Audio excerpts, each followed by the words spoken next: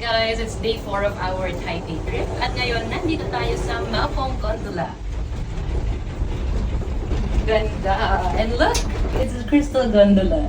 Konting lakad lang away from Taipei Zoo, mapupuntahan nyo na itong Maokong Gondola. And again, since bumili na kami ng Taipei Fun Pass, hindi na kami nagbayad dito. Just present your Fun Pass at bibigyan ka na nila ng ticket. You can get this from Klook and use my discount code. The entire ride is approximately 4 kilometers long and will take about 25 minutes. You have an option of either crystal gondola or kung natatakot ka sa ganitong see-through, pwede rin namang hindi. And then you will arrive sa Maokong, which is much quieter and slow-paced compared sa Taipei, na medyo may Baguio City vibes.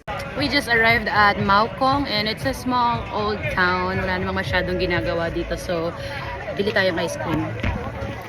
Meron ditong mga quiet na cafes and restaurant overlooking a good view. At isa sa pinupuntahan ng maraming tourist ay itong shop na merong tea-flavored ice cream topped with a cookie na hugis pusa. Ang sarap niya, hindi siya masyadong matamis and then it has that brewed tea goodness that I love. And since mahilig din talaga ako sa tsaa, bumili ako nitong cold brew na parang oolong tea if I remember right, and it was so refreshing. Given more time, feeling ko ang sarap mag-overnight dito kasi very chill yung vibe. Pagkatapos naming tumambay at makapagpahinga mula sa pagod ng maghapong lakaran, sasakay na ulit tayo ng gondola pabalik para makauwi na sa hotel. Up next, we'll have dinner sa Shilin Night Market.